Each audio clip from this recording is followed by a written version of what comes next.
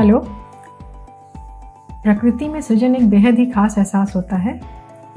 मैं डॉक्टर प्रीति आज आपको बताने जा रही हूँ कि 9 महीने की प्रेगनेंसी के दौरान प्रेग्नेंट पेशेंट को किन किन बातों का ध्यान रखना चाहिए, कौन सी दवाएं लेनी चाहिए, क्या प्रिकॉशंस लेनी चाहिए, कौन सी जांचें करानी चाहिए और किस तरह की आपकी लाइफस्टाइल होनी चाहिए। सबसे पहले हम स्टार्ट करते हैं प्रेगनेंसी जो कि 9 महीने की होती है। उसको हम मेडिकल टर्मिनोलॉजी में 3 ट्राइमेस्टर में डिवाइड करते हैं। शुरू के 3 महीने, बीच के 3 महीने और लास्ट के 3 महीने। शुरू के 3 महीने हमारी आखिरी जो मेंस्ट्रुअल साइकिल की डेट होती है, जिसको LMP डेट बोलते हैं, उससे लेकर के 3 महीने तक।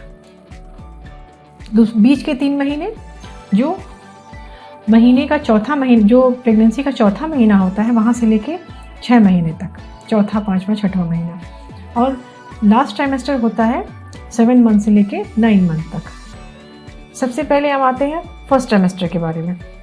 फर्स्ट ट्राइमेस्टर में जब पेशेंट्स आती है हमारे पास में, तो सबसे पहले हम उससे पूछते हैं कि आपका आखिरी महीना कब आया था।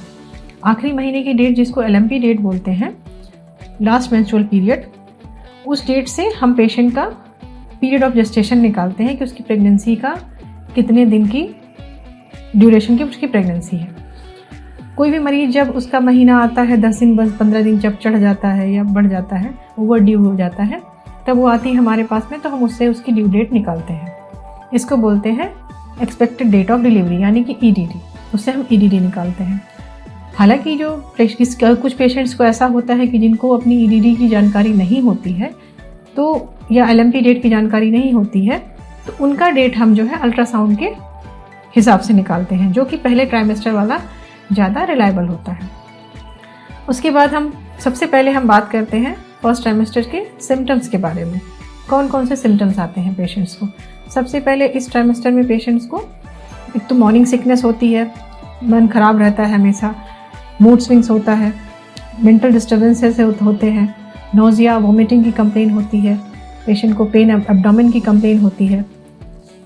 ये जितने भी चेंजेस हैं, ज़्यादातर इसमें चेंजेस जो होते हैं, जो मेंटली चेंजेस होते हैं, जैसे मूड स्विंग्स होना, नोजिया, वॉमिटिंग होना, ये सारे चेंजेस जो हैं because of hormones, progesterone hormones की वजह से होते हैं, क्योंकि प्रोजेस्टेरॉन हार्मोन्स प्रेगनेंसी को सपोर्ट करने के लिए ज़्यादा मात्रा में बन रहा होता है। तो जिन पेशेंट्स का उसमें लेवल कुछ पेशेंट में टॉलरेट हो जाता है, कुछ पेशेंट को नहीं टॉलरेट होता, तो उसी की वजह से ये सिम्टम्स आते हैं। क्योंकि प्रोजेस्टेरॉन हार्मोन जो है प्रेगनेंसी सपोर्ट के लिए इम्पॉर्टेंट हार्मोन होता है, इसलिए हम बस सिम्टम्स को दबाने के लिए दवाएं देते हैं। जैसे अगर उल्टी आ रही तो एंटीएमेटिक्स ड्रग देंगे जिनसे उल्टियाँ ना हो, गैस बनती है तो पेशेंट को एंटासिड्स देंगे। इस तरह से हम जो है पेशेंट को सिम्टोमेटिकली फर्स्ट ट्राइमेस्टर में ट्रीट करते हैं, उनको ज़्यादा मेडिकेशन नहीं देते हैं। सेकेंड आती है डाइट की बात। फर्स्ट ट्राइमेस्टर में पेशेंट की डाइट जो है हाई प्रोटीन डाइट होनी चाहिए, low fat and high calorie की डाइट होनी चाहिए। अगर पेशेंट का बॉडी वेट जो है 50-55 kg के आसपास है, तो प्री प्रेग्नेंट वेट जो होता है, उसमें पेशेंट का जो है डाइट में वाटर कंटेंट वाले फूड ज़्यादा होने चाहिए, जैसे फ्रूट्स हैं, वेजिटेबल्स हैं, और पेशेंट को दिन भर में कम से कम 3 to 4 लीटर ऑफ वाटर का इंटेक होना चाहिए। जैसे यूजुअली तौर पे ये कहते हैं कि पेशेंट को जब प्रेगनेंसी होती है तो उसको 2 लोगों के बराबर खाना खाना चाहिए, ऐसा कुछ भी नहीं होता है।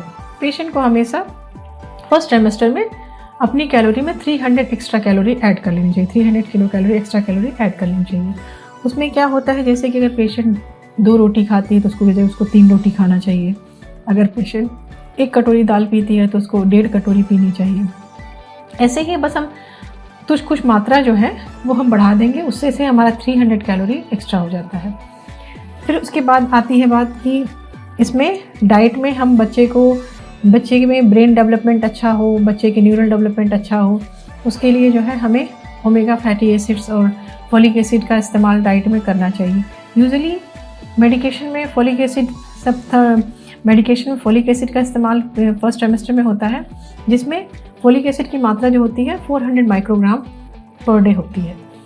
उसमें हम टैबलेट के फॉर्म में उसको फोलिक एसिड एडवाइस करते हैं। फिर बाकी मेडिकेशन जो होती है वो अकॉर्डिंग टू सिम्टम्स होता है। पेशेंट को एंटीबायोटिक्स देनी है अगर उल्टी आ रही है तो, अगर हेडेक हो रहा है तो उसको एनाल्जेसिक्स देनी है। एनाल्जेसिक्स में यूजुअली कुछ कुछ एनाल्जेसिक्स ही जो है वो सेफ़ होते हैं प्रेगनेंसी के दौरान। और कोई भी मेडिकेशन, कोशिश करें कि कोई भी मेडिकेशन, किसी भी तरह का ट्रीटमेंट बिना अपने डॉक्टर की सलाह के ना लें।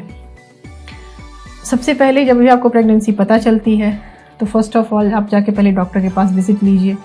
शुरू के 3 महीने में हर मंथली जो है रूटीन चेकअप, एंटीनेटल चेकअप होना चाहिए। उसके बाद से फिर जब हम रूटीन चेकअप में जाते हैं तो पेशेंट का ब्लड प्रेशर चेक होता है, पल्स है और पेशेंट का वेट कितना है, उसी के हिसाब से हम काउंट करेंगे कि पेशेंट का टोटल वेट गेन प्रेगनेंसी में एटलीस्ट 10 to 12 kg का होना चाहिए। तो जो प्री प्रेग्नेंट वेट होता है उससे हम लास्ट तक का वेट गिनते हैं। अगर 10 to 12 kg का इंक्रीमेंट है तो इसका मतलब है कि बेबी की ग्रोथ ठीक हुई है, मोटा मोटा इस चीज़ को हम कंसिडर करते हैं। उसके बाद से चौथा आता है कि इन्वेस्टिगेशंस में क्या होता है कि आपकी गायनेकोलॉजी, जब भी आप फर्स्ट विजिट पे जाते हैं अपनी गायनेकोलॉजिस्ट के पास में, तो वो आपको ब्लड टेस्ट कराती हैं, कुछ यूरिन टेस्ट कराती हैं, कुछ यूजली आजकल थायराइड की जांच हो रही है तो वो थायराइड की जांच कराते हैं, क्योंकि मिसकैरेज के कंप्लेंट्स ज़्यादातर पेशेंट्स में आती हैं फर्स्ट ट्राइमेस्टर में। तो उसमें एक थायराइड एक मेन कारण होता है, हाइपोथायराइडिज्म, जिसकी वजह से पेशेंट को अक्सर मिसकैरेज की प्रॉब्लम होती है। और कुछ और भी रिलेटेड रेलिवेंट टेस्ट होते हैं, वो आप अपनी गायनेकोलॉजिस्ट को दिखाएंगे तो वो आपको एडवाइस करेंगे। शुरू के 6वें से 8वें हफ्ते के बीच में जो है पेशेंट का अल्ट्रासाउंड स्कैन होता है। इसमें यूजुअली पेशेंट को अल्ट्रासाउंड स्कैन TVS अगर ट्रांसवेजाइनल सोनोग्राफी करते हैं तो हमें 6 वीक में ही बच्चे की कार्डियक एक्टिविटी दिख जाती है एक नॉर्मल प्रेगनेंसी में। और अगर एब्डोमिनल कराते हैं तो 7 to 8 वीक में आपको बच्चे की कार्डियक एक्टिविटी दिख जाती है। उस टाइम क्राउन रम्प लेंथ से यानी कि CRL निकाल के हम बच्चे की जेस्टेशनल एज निकालते हैं। उसके अकॉर्डिंग आपकी जो है डिलीवरी की डेट हम एकदम एग्जैक्टली 2-3 दिन का फ़र्क से हम उसको काउंट कर लेते हैं। लास्ट आता है कि फिफ्थ पॉइंट है कि हम प्रेगनेंसी के दौरान क्या प्रिकॉशंस लें। प्रेगनेंसी में सबसे पहले हमें जो है किसी भी पेशेंट को ये करना चाहिए कि उसको कोई भी हैवी वेट लिफ्टिंग नहीं करनी है। प्रॉपर नॉर्मल जो है कुछ एरोबिक एक्सरसाइज हल्की फुल्की कर सकती है, वॉक कर सकती है, ब्रिस्क वॉक और हैवी वेट वाली एक्सरसाइज नहीं करने हैं, उसको अवॉइड करनी है। योगा कर सकती है अपने मेंटल लेवल को वो इम्प्रूव करने के लिए, मूड स्विंग को इम्प्रूव करने के लिए, और मेडिटेशन कर सकती है, प्राणायाम कर सकती है, हल्की फुल्की ब्रीदिंग एक्सरसाइज भी कर सकती है पेशेंट। इस तरह से फर्स्ट ट्राइमेस्टर में इन सब चीज़ों का ध्यान रख करके शुरू के जो 3 महीने की जो प्रॉब्लम्स होती हैं उनसे बचा जा सकता है। अब आते हैं हम सेकेंड ट्राइमेस्टर में। सेकेंड ट्राइमेस्टर में जो टाइम पीरियड होता है वो 4th मंथ से लेकर के 6 मंथ तक का होता है, बीच के 3 महीने। चौथे 5वें महीने में यूजुअली क्या होता है, ये ट्राइमेस्टर पेशेंट का फर्स्ट ट्राइमेस्टर की तुलना में ज़्यादा सेफ होता है और ज़्यादा पेशेंट बेहतर महसूस करती है। जो उसके शुरू के सिम्टम्स होते हैं जैसे नॉजिया, वोमिटिंग, मूड स्विंग्स होना, हेडेक होना, इन सब से पेशेंट को थोड़ी निजात मिल जाती है। कुछ केसेस में होता है कि पेशेंट को वोमिटिंग की कंप्लेंट लास्ट के तक रहती है। कुछ में ऐसा भी होता है कि पेशेंट को वीकनेस, कमज़ोरी, थकान ये सब लास्ट तक रहती है। लेकिन फिर भी ज़्यादातर पेशेंट्स में जो है फर्स्ट ट्राइमेस्टर के सिम्टम्स में काफ़ी रिलीफ मिल जाता है सेकेंड ट्राइमेस्टर में। सेकेंड ट्राइमेस्टर में आपका बच्चा मूव करता है, बच्चे की ग्रोथ होती है, उसकी हड्डियाँ बनती हैं, उसका ब्रेन डेवलपमेंट होता है। इसलिए पेशेंट को इस टाइम पे एक्स्ट्रा 500 कैलोरी डाइट को इंक्लूड करना चाहिए। अपनी डाइट में पेशेंट को हाई प्रोटीन डाइट ही खाना चाहिए, लो फैट डाइट, लो डेयरी प्रोडक्ट लेना चाहिए। आप इसमें मिल्क और छाछ, मट्ठा, दूध, लो फैट डेयरी प्रोडक्ट लेना चाहिए। जैसे इसमें मिल्क है, छाछ है, मट्ठा, दूध, ये सब आप ले सकते हैं और अपनी डाइट में 500 एक्स्ट्रा कैलोरी ऐड करिए। फिर लाते हैं थर्ड ट्राइमेस्टर में। अब एक सेकेंड स्कैन जो होता है वो 18 to 22 वीक में पेशेंट का कराते हैं, जिसको हम यूजुअली लेवल 2 स्कैन या अनोमली स्कैन बोलते हैं। इसमें इस टाइम पे बच्चे के सारे ऑर्गन्स डेवलप हो जाते हैं, तो उसमें हम बच्चे में कोई अनुवांशिक खराबी है कि नहीं, कोई बनावटी खराबी है कि नहीं, इन चीज़ों को देख करके हम उसमें डिसीजन ले सकते हैं कि बच्चे को रखना है या टर्मिनेट करना है। क्योंकि यूजुअली किसी बच्चों में न्यूरल ट्यूब डिफेक्ट जैसे एनेनकेफेली, स्पाइना बाइफिडा, मेनिंगोमाइलोसील जैसी बीमारियां होती हैं, जिसकी वजह से बच्चे को टर्मिनेट करना पड़ता है। अबॉर्ट करना पड़ता है, तो उसकी सलाह जो है 12 हफ्ते से 20 हफ्ते की प्रेगनेंसी के बीच में ही दी जा सकती है। 12 हफ्ते तक की प्रेगनेंसी में जो है एक डॉक्टर की परामर्श से हो सकता है। 20 हफ्ते तक की प्रेगनेंसी में आपको 2 डॉक्टर की सलाह लेनी पड़ती है। 2 डॉक्टर के सहयोग से ही अबॉर्शन पॉसिबल है, जिसको मेडिकल टर्मिनेशन ऑफ प्रेगनेंसी यानी कि MTP कहते हैं। अगर आपकी प्रेगनेंसी नॉर्मल है, कोई भी प्रॉब्लम्स नहीं है उसमें, तो बस वेट गेन के हिसाब से ही प्रेगनेंसी को और उसमें जो है पेशेंट का प्रेगनेंसी को आगे काउंट करते हैं। उसके बाद से 3rd ट्राइमेस्टर आता है। 3rd ट्राइमेस्टर में यूजुअली जो होता है बच्चे का वेट गेन काफ़ी तेज़ी से होता है और पेशेंट का भी वेट गेन अच्छा होता है।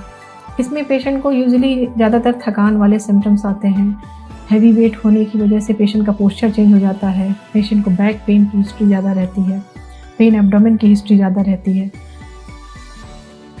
2nd ट्राइमेस्टर में 8वें महीने में हम जो है बच्चे में खून का बहाव देखने के लिए एक अल्ट्रासाउंड लास्ट में कराते हैं, जिसके हिसाब से हम ये डिसाइड करते हैं कि मोड ऑफ डिलीवरी क्या होगी पेशेंट की। अगर बच्चा उल्टा है तो उसके हिसाब से, पहला बच्चा है तो उसके हिसाब से काउंसिल करते हैं कि अगर बच्चा घूम के सीधा हो गया तो नॉर्मल डिलीवरी की संभावना है, नहीं तो एबनॉर्मल प्रेजेंटेशन के केस में, जैसे कि ब्रीच प्रेजेंटेशन है या ट्रांसवर्स लाई है, उस केस में पेशेंट को यूजुअली ऑपरेशन की सलाह दी जाती है।